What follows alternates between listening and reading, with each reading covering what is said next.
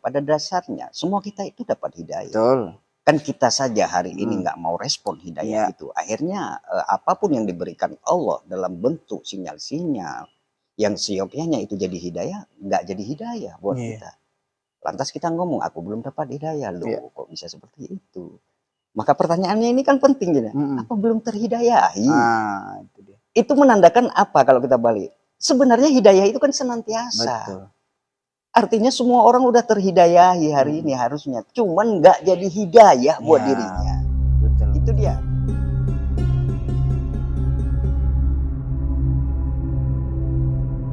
Assalamualaikum warahmatullahi wabarakatuh. Alhamdulillah, kembali bertemu bersama kami Mukhtalifun Alwan.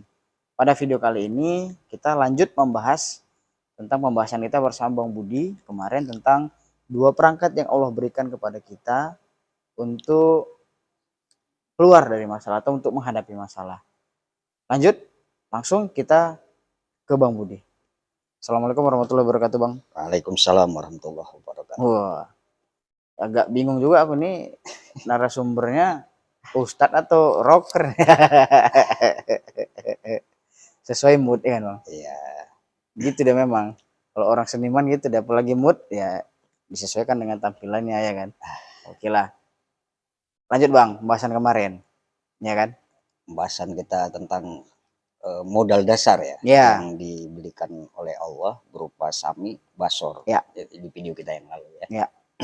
Yang kita simpulkan kemarin untuk menghadapi ujian 2 perangkat itulah yang diberikan Allah. Satu daya simak, yang satu kemampuan daya pandang, mencipta daya pandang ke depan, akhirnya jadi idealisme.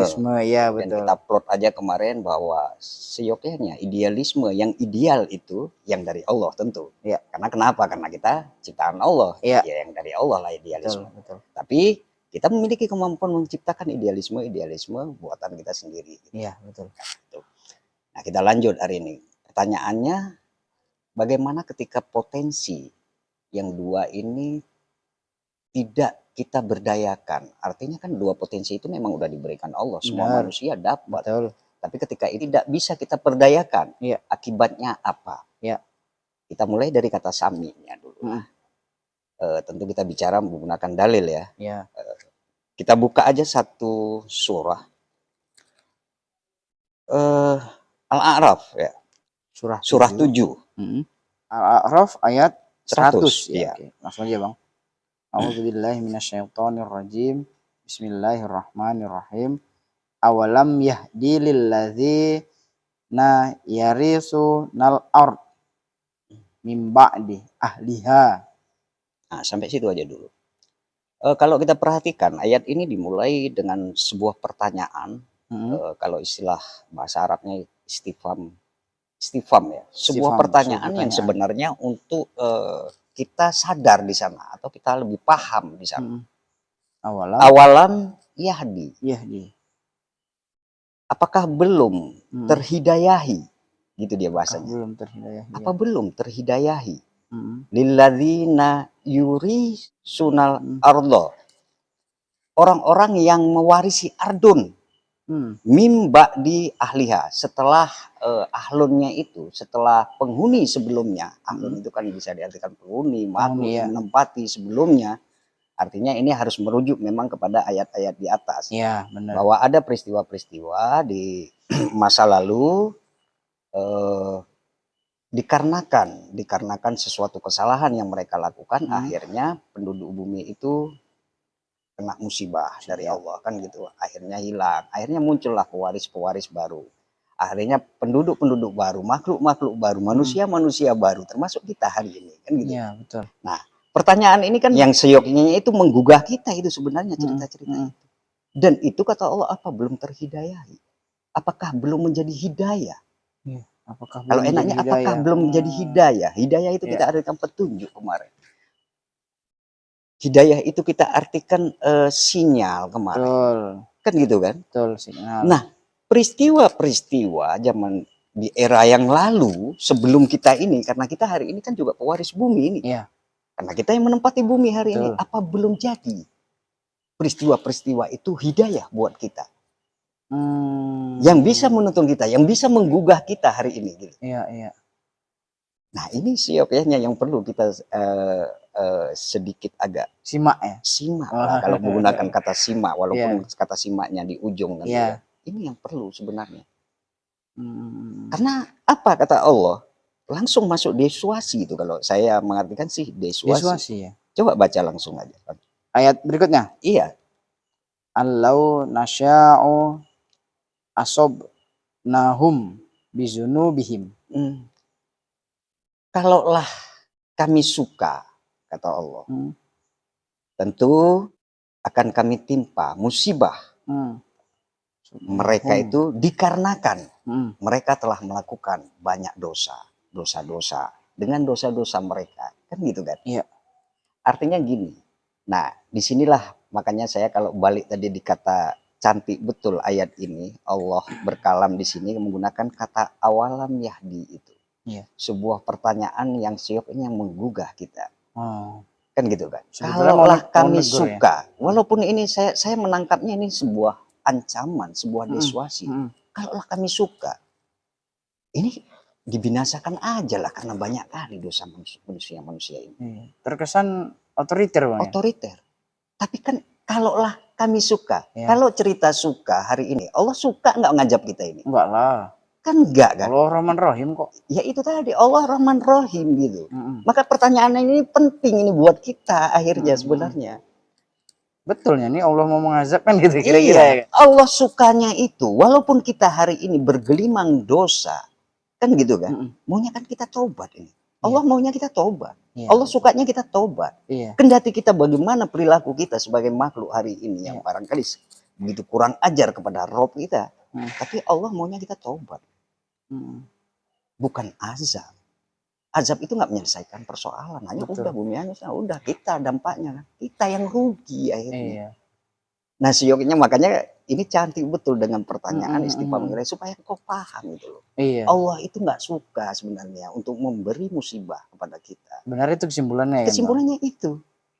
Kendati engkau melakukan banyak dosa hari ini. Bukan gujuk-gujuk, ngajab gitu ya. Iya, nggak gujuk-gujuk tabah.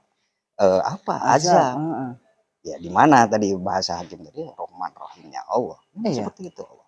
Allah itu Rahman Rahim, nggak mungkin azab duluan. Iya betul. Kalau manusia hari ini kita sebagai makhluknya mau tobat di sana. Jadi istifham ya Bang ya. Nah itu istifham. Ya sebetulnya Allah apa bahasa orang-orang apalah akademis itu enaknya. Iya, yang pahamnya gini. Metode yang Allah gunakan untuk membangkitkan kesadaran kita itu bukan ditegur kan, tapi dikasih pertanyaan. Iya. Yang sebenarnya kita disuruh berpikir di situ kan gitu kan. Betul itu. Iya. Ini udah gue kasih nih. Tapi kok nggak jalan kan gitu kan. Jadi kan nanyanya gitu dia. Apa belum ini? Ya kan gitu kan. Apa belum? Bukannya kenapa nggak kau jalankan? Nggak gitu dia gitu. Jadi caranya itu cantik dia gitu kan. Oleh sebuah pertanyaan, walaupun di ujungnya ya Allah sebutkan ini gitu. Iya. Tapi bukan gujuk-gujuk berarti ya Allah tukang ajab, enggak. Nah kalau kita balik lagi di awalam yahdi tadi, apakah belum terhidayahi? Kalau kita bicara hidayah, sebagaimana video kita yang lalu, yang di sini juga kalau nggak salah saya sampaikan, bahwa sebenarnya pada dasarnya semua kita itu dapat hidayah. Betul. Kan kita saja hari ini nggak mau respon hidayah itu. Akhirnya apapun yang diberikan Allah dalam bentuk sinyal-sinyal yang siokianya itu jadi hidayah, nggak jadi hidayah buat kita. Lantas kita ngomong, aku belum dapat hidayah loh, kok bisa seperti itu? Maka pertanyaannya ini kan penting gitu. Apa belum terhidayahi? Itu dia. Itu menandakan apa kalau kita balik? Sebenarnya hidayah itu kan senantiasa. Betul. Artinya semua orang udah terhidayahi hari ini harusnya, cuman nggak jadi hidayah buat dirinya. Betul, itu dia. Karena pertanyaan-pertanyaan seperti ini kan butuh pemikiran ini ya, butuh agak jernih kita sedikit gitu kan. Itu dia situasi pertama. Kemudian apa lagi? Ini plot kita sebenarnya di kalimat terakhir ini. Di apa ya, frase terakhir ya? Ya, di frase terakhir ini. Wa natba'u ala qulubihim fahum la yasma'un. Kalau secara letter-letnya kita terjemahkan dulu, dan kami akan kunci kolbu mereka, hati-hati mereka. Maka sami'nya nggak akan mungkin bisa diperdayakan lagi.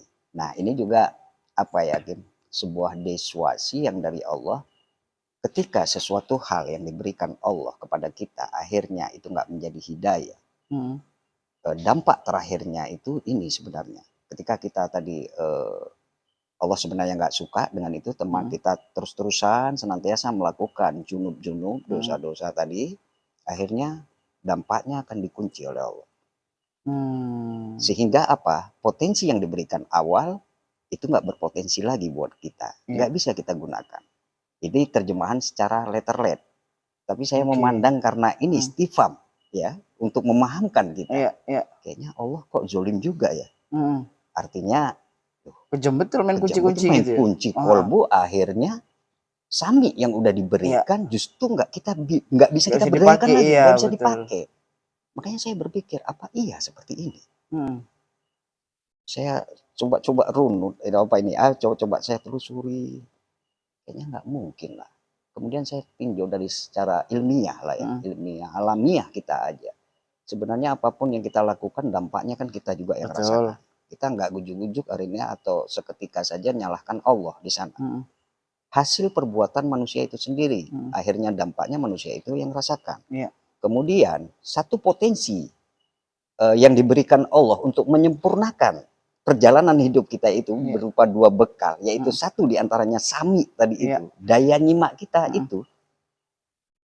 Ini apa iya dikunci Allah? Kunci kolbu ini nggak diberdayakan. Saya berpikir nggak seperti itu. Justru kebalikannya hari ini. Kalau saya lihat ayat ini, kebalikannya.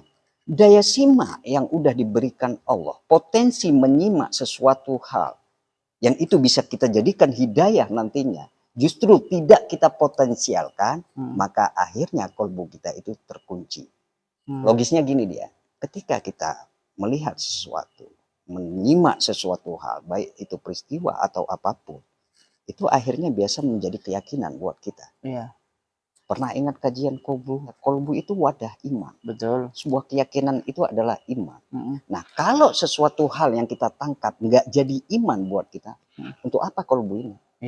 Nggak fungsi kan? Maka secara otomatis karena daya simak, potensi simak kita itu nggak berpotensi apa-apa, akhirnya secara otomatis kolbu juga tertutup. Yang saya pahami gitu. Jadi hari ini saya ambil positifnya, artinya gini, nggak mungkin Allah ini seperti ini. Kok tiba-tiba? Dari atas Allah udah katakan, kalaulah suka kami ini, ya kami binasakan aja. Tapi ceritanya kan Allah nggak suka. Kalau Allah suka juga kita sambungkan ke kalimat ini, akan kami kunci. Tapi apa iya Allah mau kunci bujuk-bujuk tadi seketika gitu? Hanya dengan kesalahan-kesalahan kita. Ya barangkali memang kurang ajar kita kan. Kalau dikunci pun wajar, tapi kayaknya nggak mungkin lah Allah. Betul.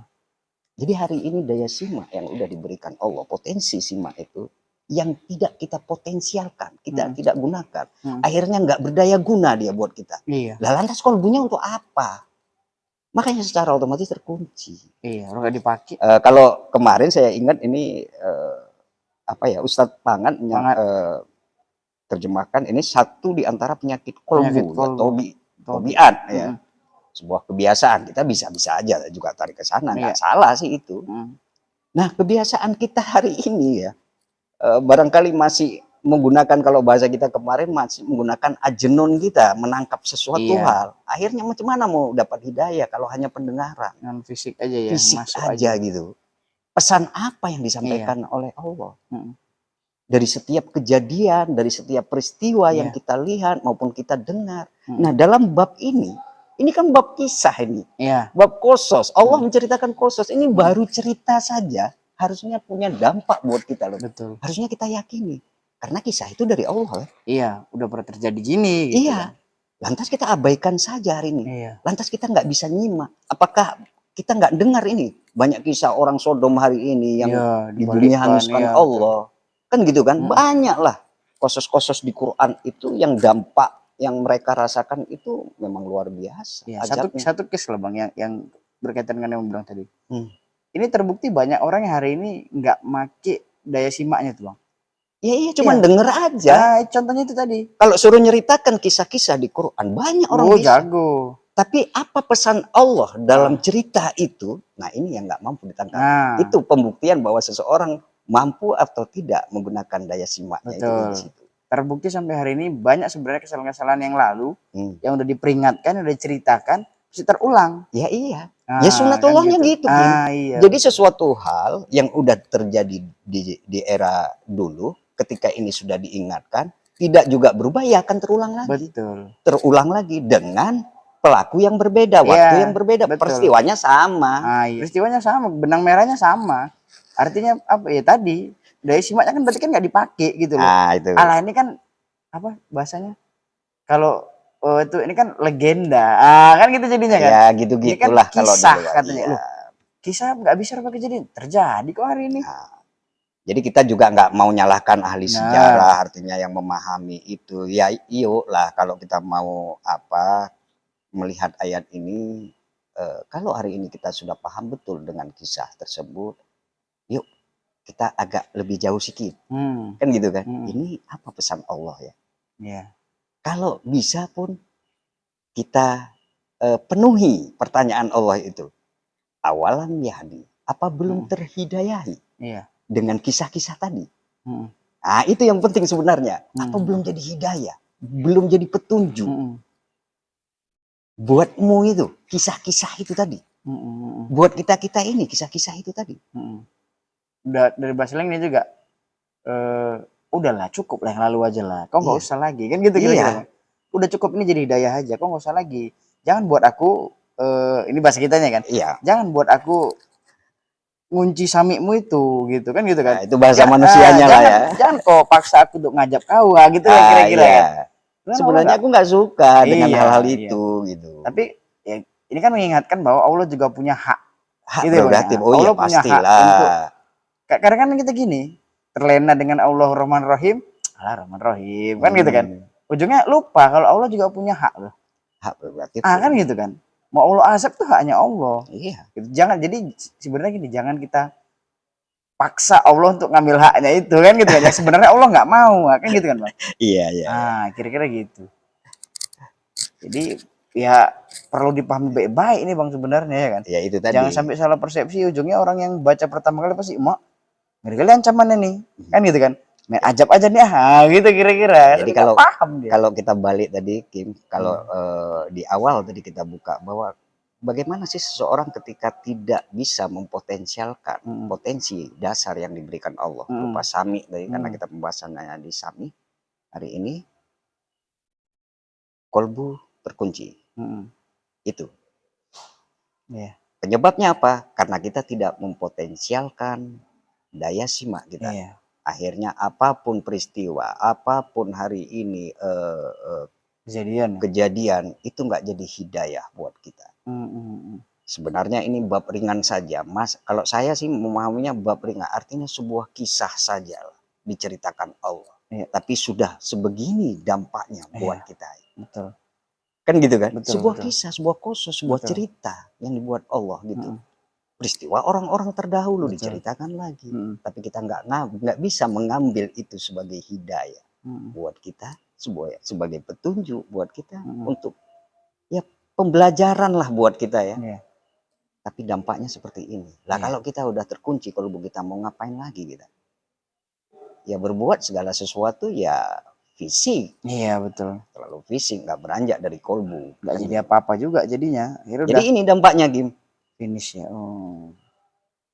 Dampak tak mempotensialisasikan dua perangkat yang Allah berikan sama kita gitu. Secara fisik kita bisa diajab Allah tadi, kalau lah Allah suka kan gitu. Kalau gitu-gitu aja ya boleh jadi kita suatu ketika ya dia kena musibah kita karena dosa-dosa kita tadi. Kan gitu kan? Karena junub-junub kita tadi ya bisa saja kita kena. Berarti sebenarnya analoginya mungkin kayak gini ya Bang. Kita ngelempar bola tenis itu ke dinding ya kan, yang pantulan itu kena kita kan gitu kan. Jadi kalau ini bola nggak dilempar kan nggak kena kita sebenarnya kan gitu kan. Nggak mungkin tembok itu ngelempar kita kan gitu kan. Sebenarnya ini akibat dari ya lemparan kita sebenarnya. Maka jangan lempar kan gitu sebenarnya Bang, pesan lainnya.